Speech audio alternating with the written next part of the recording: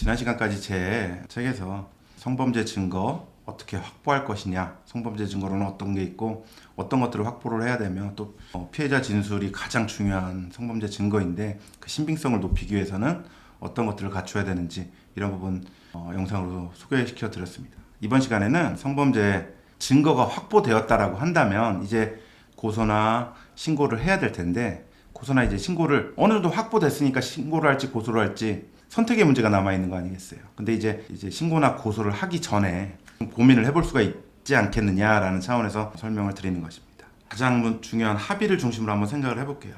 이제 경찰에 신고를 하고 고소를 하는 게 피해자의 의무인가라는 관점을 한번 좀 생각해 보시면 좋지 않을까 생각이 됩니다. 내가 피해를 당했어요. 이거를 내가 경찰에 알려서 이 사람을 처벌해 달라라고 하는 거는 과연 내 의무일까요? 라는 점입니다. 물론 공익적인 관점에서는 가해자가 처벌이 돼서 만천하에 다시는 이런 일이 없도록 하는 게 공익적인 관점에서는 필요하지만 개인적인 관점에서 꼭 의무인가라는 관점도 생각해 볼 필요가 있습니다. 왜냐하면 피해자는 결국 피해를 회복하는 게 중요한 것이지 꼭 경찰을 통해서만 회복해야 된다라는 전제는 반드시 성립될 수는 없는 거 아닌가라는 생각입니다. 그래서 신고나 고소를 하지 않더라도 가해자한테 요구하거나 달성할 수 있는 목표들이 있다면 그건 또 뭘까?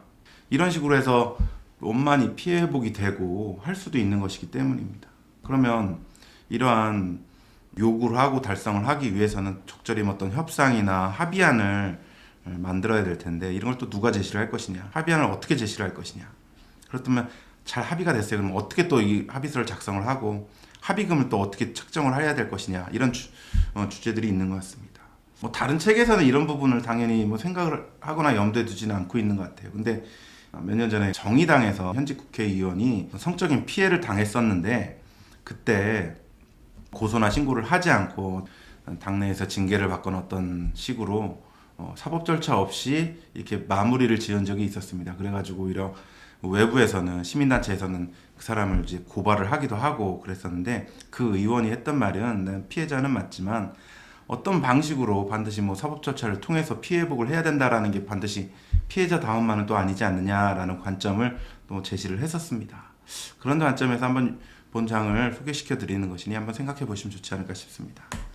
그래서 의무인가라는 관점에서 보자면 2013년 6월 19일자 이후로 성범죄, 옛날에 미성년자 대상은 친고죄는 다 삭제가 됐는데 성인 대상 성범죄도 모두 폐지가 됐습니다. 이게 전면적으로 폐지가 됐죠. 그래서 성범죄에 있어서 친고죄는 없다라는 것입니다. 친고죄라는 것은 피해자가 신고를 하고 고소를 해야지 수사가 개시가 되고, 피해자가 처벌 불원을 하면 수사가 그냥 종결이 되고 재판이 종결이 되는 그런 특성을 갖는 죄가 친고죄라고 합니다. 근데 이제 성범죄는 친고죄가 없어졌다라는 것이죠.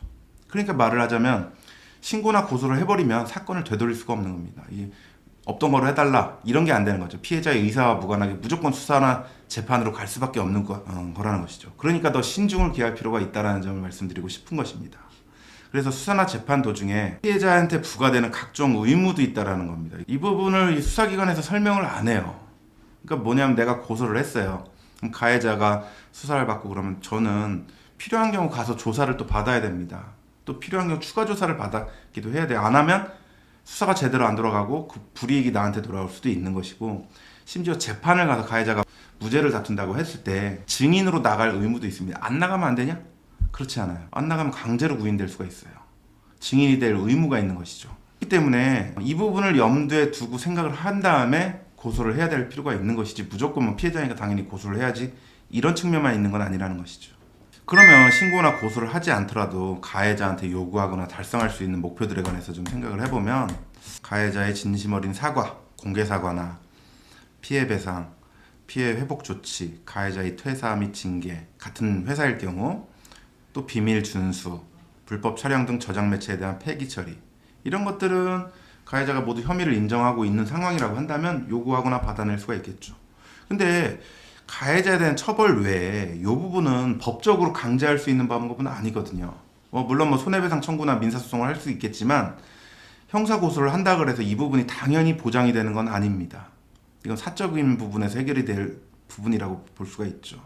제가 이 예를 들었던 부분은 제가 실제 고소나 신고를 하지 않고도 사적으로 가해자가 이제 혐의를 인정을 하고 있기 때문에 신고하지 않는 전제에서 이런 것들을 요구를 해서 합의서를 쓰고 피해자로서 이런 것들을 달성을 했던 목표들을 예를 들었던 것들입니다. 뭐 이런 것들을 원하고 그런다고 한다면 또 가해자가 모두 혐의를 인정한다고 한다면 이런 식으로 또 합의를 할 수도 있겠죠.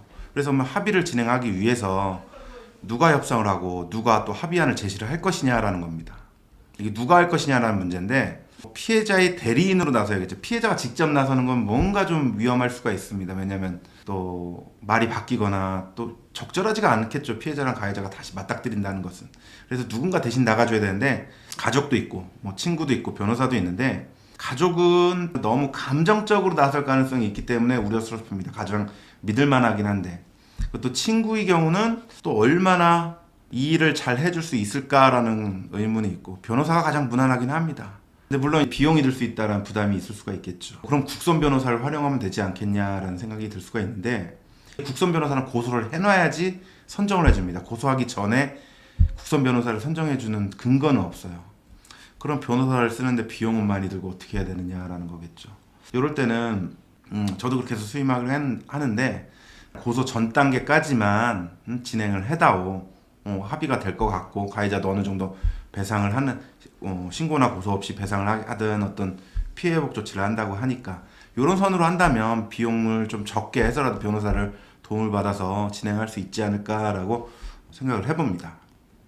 합의안을 제시하는 방법은 어떤 게 좋겠냐라는 건데 공식적으로 하는 게 좋습니다. 그래서 나중에 논란이나 어떤 번복이 되지 않게 말로 할 경우 나중에 와전이 되고 이게 또 고소가 될 경우 그 말이 또 불리한 증거가 될 수도 있기 때문에 어떤 내용 증명이나 이메일 같이 혹은 문자 메시지도 좋을 것 같아요. 문자 메시지도 물론 왔다 갔다 할 수는 있지만 이메일에 준할 정도로 이렇게 해서 번복되기 어려운 방식으로 하는 게 좋을 것 같습니다. 그래서 그렇게 또 답변을 받고 그래서 합의안을 조율을 할 필요가 있겠죠. 서로 잘 맞아서 신고나 고소 없이 피해자가 피해 회복을 위해서 원하는 것들을 해주기로 하고 받기로 하고 이렇게 해서 합의서를 작성한다고 한다면 가해자 측이 해야 될 일, 이거 필수 기재사항을 적겠죠. 또 뭐 피해자도 이 일을 전제로 해서 뭐 신고 고소를 하지 않는다라는 부분을 명확히 적어놓을 필요가 있습니다. 약속이니까. 그리고 또 피해자 측에서 필요한 건 가해자의 자필 서명이 들어가야겠죠. 의무자니까 책임을 져야 될 사람이기 때문입니다. 그리고 또 합의금을 받기로 했다면 합의금의 기한 받는 동시에 사인하는 게 맞겠지만 바로 마련이 안 된다면 언제까지든 그럼 그때까지 담보는 뭐든 이런 것들을 좀 담보될 사항이나 이런 것들을 적어놓는 게 안전하겠죠. 그런 것들이 없는 상황이면 말이 바뀔 수가 있기 때문입니다. 그래서 가장 중요한 합의금 얼마가 적절할까라는 겁니다. 신고나 고소를 하지 않은 상태에서 합의금을 전제로 합의를 했다라고 해볼게요. 그러면 최소한 민사상 손해배상을 민사소송으로 손해배상을 청구를 했을 때 그거보다는 높아야 되는 거 아니냐는 겁니다. 가해자는 혐의를 모두 인정하고 있는데 민사소송을 해서 받아낼 금액보다 적게 합의할 필요가 과연 있겠냐라는 것이겠죠. 그래서 여기에 더해질 게 합의로 인해서 가해자 측이 얻게 될 형사상 이익을 고민을 해봐야겠죠. 수사를 안 받는 부분, 회사에서 징계를 안 받는 부분, 회사에서 신분상 자격을 잃지 않는 부분 이런 부분들을 막연하게나마 추정을 해서 합의금으로 산정하는 데 감안을 해야 되지 않을까라고 생각을 합니다. 제가 구체적으로 이걸 금액을 산정드리기는 좀 어렵고 사안별로 적정한 선이나 가해자의 여력이나 지급 가능성 이런 부분을 좀 보고 협상력에 따라서 판단될 부분 같습니다. 그래서 제가 생각하는 적정 합의금 이거는 일응의 예입니다. 절대 참고를 해서는 안 되는 것이고 이거보다 훨씬 넘게 되는 경우도 있고 훨씬 적게 되는 경우도 있고 그렇습니다.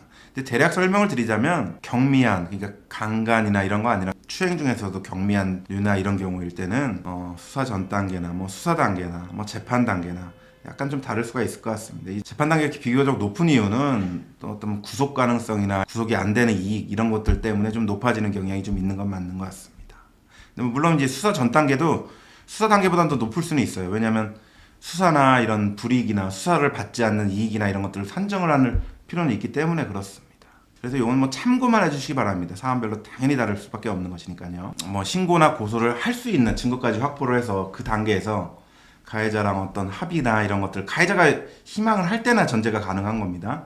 그럴 때 어떤 식으로 대응할까 이런 부분과 관련해서 본 영상으로 제작을 했습니다. 이 다음 시간에는 결국은 신고나 고소를 하기 전에 조율이나 이런 단계를 넘어서서 이제 고소하기로 마음 먹었을 때 구체적으로 고소장은 어떻게 작성하고 어디에 제출하며 어떤 내용들을 좀 상세히 적어야 될지 이런 부분과 관련해서 소개시켜 드리도록 하겠습니다. 본 영상과 관련해서 궁금하신 부분이 있으면 언제든 뭐 질문 주시고 제안 주시면 저희가 적극적으로 참고도 하고 반영도 하도록 하겠습니다.